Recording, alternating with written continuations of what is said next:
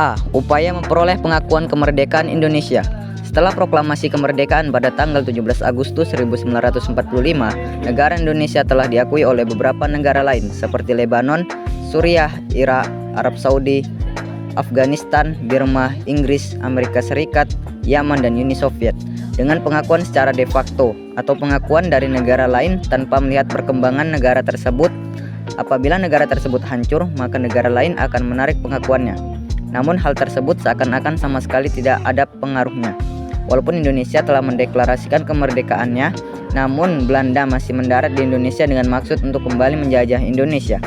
Oleh sebab itu, diperlukan upaya diplomasi yang lebih luas lagi untuk menyuarakan kemerdekaan Indonesia.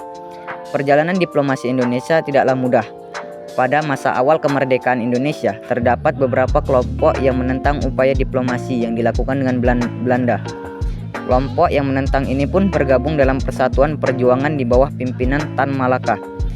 Maka masalah diplomasi dan perjuangan bersenjata secara bersamaan menjadi problematika pada saat itu. B. Sejarah kelahiran Departemen Luar Negeri. Sesudah proklamasi kemerdekaan, Presiden Soekarno segera meminta anggota KNIP atau Komite Nasional Indonesia Pusat yang diketuai oleh Ahmad Subarjo untuk menyusun suatu daftar yang memuat kementerian termasuk Kementerian Luar Negeri. Namun pada sejarah awalnya, Kementerian Luar Negeri menghadapi berbagai kendala dan masalah besar.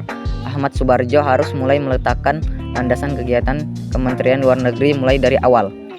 Ahmad Subarjo yang juga merupakan Menteri Luar Negeri pertama mulai tugasnya dengan membuka kantor di rumahnya, Jalan Cikini Raya nomor 8082. Ia dibantu oleh beberapa staf kecil yang terdiri atas Ni Herawati Diah, Pramito Abdurrahman, Mr. Sujono, Suyoso Hadiasmoro, dan Hadi Tayeb. Pengakuan India atas kemerdekaan Indonesia. Dalam rangka mendapatkan pengakuan internasional atas kemerdekaan Republik Indonesia, salah satu negara yang menjadi penghantar pengakuan internasional tersebut adalah India. India merupakan negara kedua setelah negara sekutu dan Singapura yang berkontrak langsung dengan Indonesia. Hal ini dapat dilihat dari usaha Nehru yang saat itu menjabat sebagai Perdana Menteri sekaligus Menteri Luar Negeri India yang menyampaikan hasil resolusi New Delhi kepada Perserikatan Bangsa-Bangsa yang membahas tentang agresi Belanda atas Republik Indonesia untuk segera dihentikan. Keberhasilan diplomasi Republik Indonesia terhadap India tersebut tidak lepas dari 3 faktor pendukung berikut. Yang pertama, Indonesia dan India sudah menjalin hubungan yang cukup erat sejak lama, terutama agama Buddha dan Hindu. Bahkan peninggalan sejarah tersebut masih dapat disaksikan hingga sekarang, terutama di Pulau Jawa dalam kesusastraan kuno dari Mahabharata dan Ramayana. Ditambah lagi di Bali agama Hindu masih dianut oleh mayoritas penduduk. 2. Adanya kesamaan identitas dalam memperjuangkan kemerdekaan kedua bangsa, yaitu India atas Inggris dan Indonesia atas Belanda.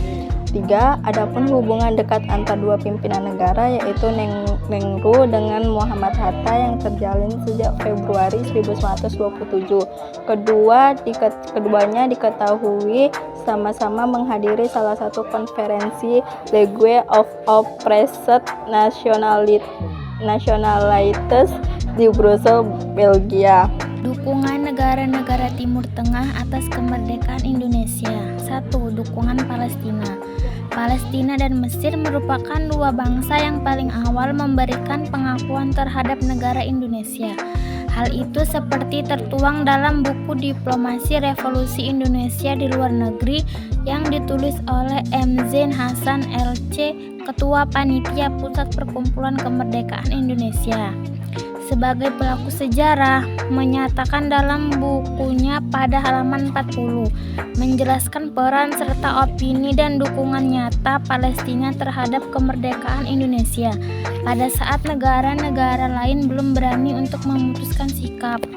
2.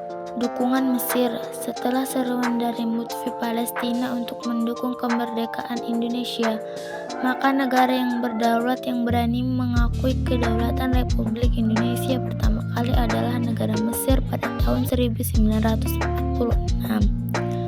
Kuatnya dukungan rakyat Mesir atas kemerdekaan Republik Indonesia membuat pemerintah Mesir mengakui kedaulatan pemerintah Republik Indonesia atas negara Indonesia pada 22 Maret 1946.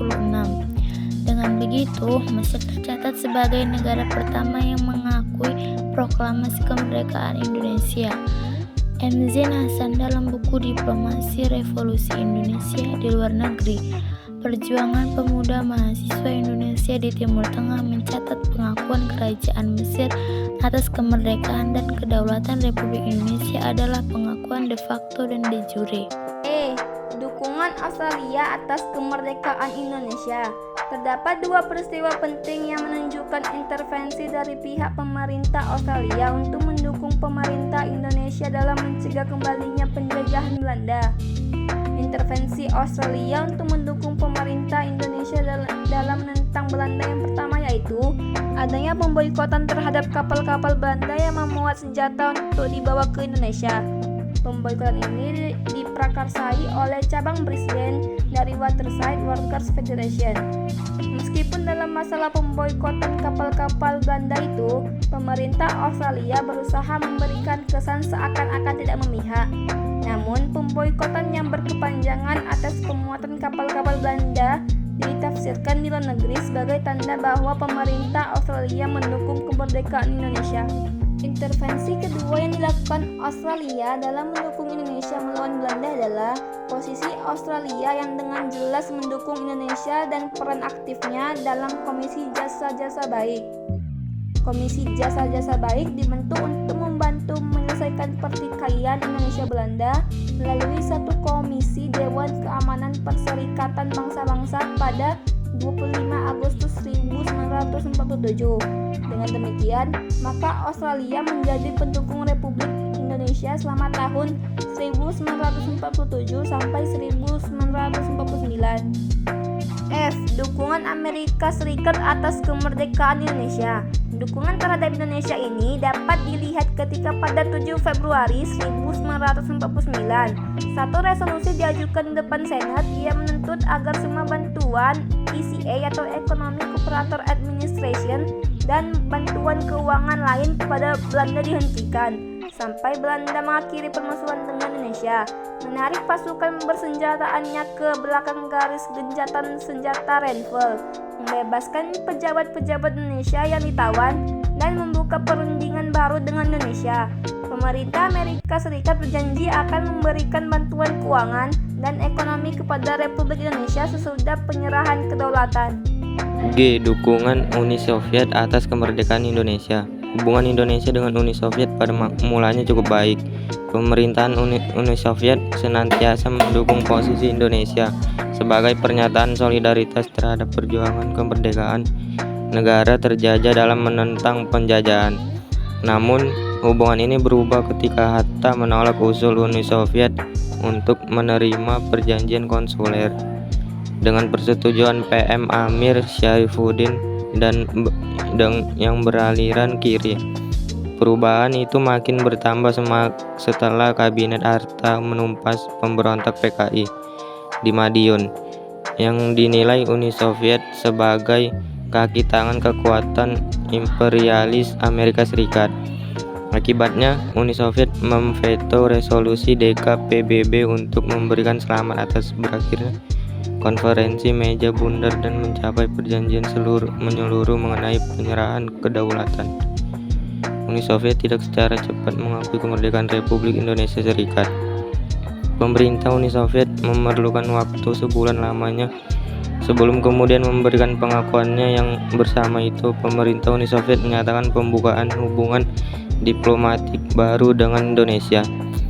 Diplomasi Republik Indonesia Serikat terhadap Uni Soviet juga terus dilakukan, di mana Hatta mengirimkan misi diplomatik ke Moskow bulan Mei 1950. A. Dukungan PBB atas kemerdekaan Indonesia. Untuk meningkatkan eksistensi Indonesia di mata dunia internasional, maka Indonesia terus berupaya untuk menjadikan sengketa Indonesia-Belanda menjadi salah satu agenda DKPBB. Upaya ini selanjutnya didukung dengan upaya dari India dan Australia untuk mengajukan sengketa tersebut DKPBB pada 28 Juli 1947. Pencapaian ini tentu sangat menguntungkan pihak Indonesia karena telah berhasil meyakinkan dunia bahwa masalah ini adalah masalah dunia internasional. Indonesia pun sedikit demi sedikit mampu mengatasi tekanan politik dan militer Belanda. Belanda pun semakin tersudut karena pendapat dunia yang mulai mencela tindakan Belanda. Resolusi tersebut menyatakan bahwa akhirnya permusuhan sehingga arbitrasi bebas dapat menentukan baik buruknya kasus itu dan pemusnahan selanjutnya dari jiwa dan harta dapat dihindari. Resolusi ini pun didukung India dengan usulan tambahan redaksi resolusi.